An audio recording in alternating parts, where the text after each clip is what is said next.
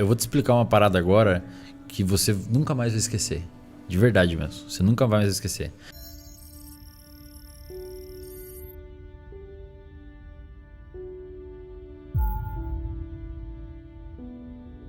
Aslen, eu tenho uma pergunta para você. Vamos pensar em drogas psicoativas recreativas, tá? Drogas que... de êxtase a cocaína. O cara usa, não é medicamento, o cara usa. Até quanto isso pode afetar a saúde mental do cara ao ponto de ele começar a desenvolver um problema psiquiátrico, por exemplo? Isso é de pessoa para pessoa, é tempo de uso, porque entendendo a fisiologia aí do que você disse, essas regiões do cérebro que são hiperestimuladas e acabam sendo hiperestimuladas através dessas substâncias, elas criam, não sei se o termo certo é esse, lesões, ou ele cria alguma situação que faz dele uma pessoa resistente a hormônios como dopamina. Sim. Cara, quando o cara, por exemplo, usa um êxtase, usa uma cocaína, a dopamina dele deve ir para as alturas de uma forma suprafisiológica jamais vista. E isso tende a ir retornando ou não? A gente não sabe se os danos... A gente sabe que a adicção, uma vez desenvolvida, ela é crônica.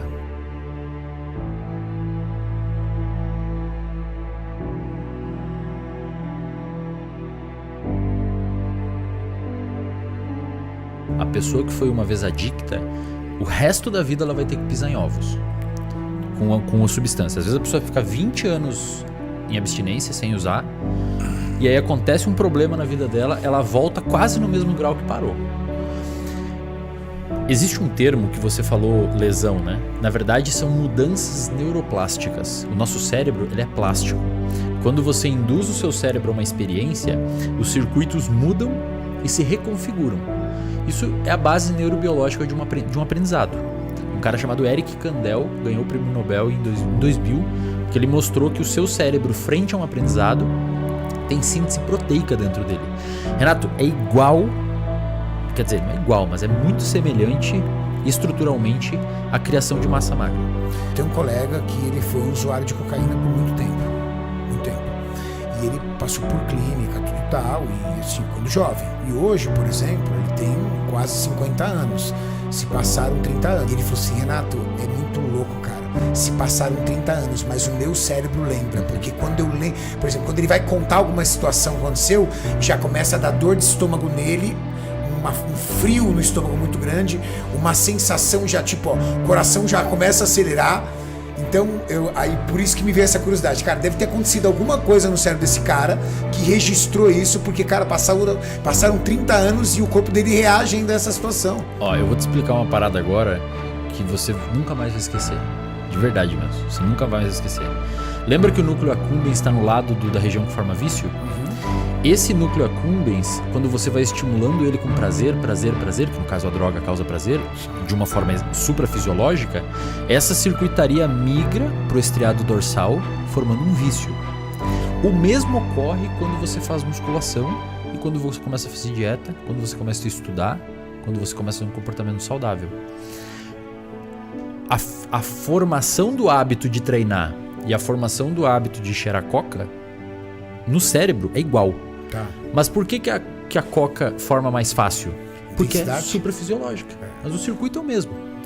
Quando você começa a estimular isso com frequência, tem um estudo da Nora Volkow, na PNAS, uma revista muito boa lá dos Estados Unidos, que ela estudou cérebro de pessoas usuárias de metanfetamina e cocaína. E ela foi olhar essa regiãozinha. Ela descobriu que essa região tem menos receptores de dopamina disponíveis, ou seja, os receptores de dopamina, tal qual acontece com receptores de insulina quando você come muita comida açucarada, eles internalizam, eles criam resistência à ação. Existe uma contrarregulação dessa região com o córtex pré-frontal, que é a região que inibe o seu comportamento de consumo da droga.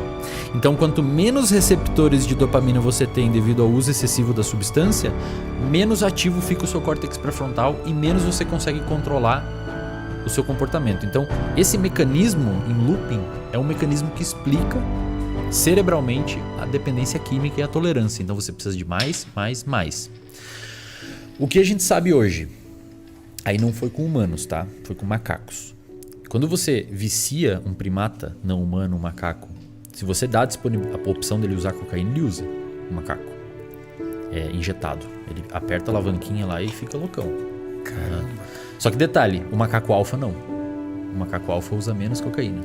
O subordinado usa mais. É que o alfa ele não tem muito porquê, porque ele come bem, ele tem as fêmeas, ele dorme num lugar melhor. Digamos que ele já tem os recursos prazerosos na vida dele. Seria o equivalente a uma pessoa que treina, que tem uma rede de apoio em casa, tem família que ama, tem amigos legais, tem uma escola bacana. Tem uma namorada bonita. Ele tem menos o porquê. Agora, o cara que não tem tudo isso e que ainda sofre porque os macacos subordinados, eles dormem na chuva, comem os restos, apanham. Quando você dá a opção da droga, eles se afundam, bicho. Deixa eu fazer uma pergunta. É legal, né? Então, olha, o enriquecimento do ambiente protege você contra o uso da substância. Só um momentinho, Paulo, perdão. Claro. E quando você vai olhar o cérebro desses animais, lembra dos receptores de dopamina? Eles têm mais, os macacos alfa. Então, a droga não tem tanto poder de reforçar eles. Eles sentem prazer com coisas simples. Não tem muito porquê. Então, seria, translacionalmente, de uma maneira bem grotesca, um cara fica felizão com um treino de perna e uma marmita depois, cara. Tanto quanto o maluco que usa droga. Isso mostra por que o esporte hoje pode proteger muitas pessoas contra o uso de substância. Mas se você pega aquele macaco subordinado que usa muita cocaína, e aí respondendo sua pergunta, e você deixa ele 300 dias, você vê primeiro que o cérebro dele fica, a lesão lá, como você comentou, fica uma mudança neuroplástica, some receptores. 300 dias sem o macaco usar droga, você olha o cérebro dele, ainda tá com... Ainda tem, não volta. Então talvez seja essa... A gente não sabe se em humanos é assim, se não, mas Mas é um estudo. Cara, é uma memória muito impactante e você botou um negócio exógeno ali. Pesado. Não é natural pro seu cérebro. Ele não esquece aquilo. Por isso que o seu amigo, mesmo depois de 30 anos, ainda dá um negócio nele. Provavelmente vai dar o resto da vida.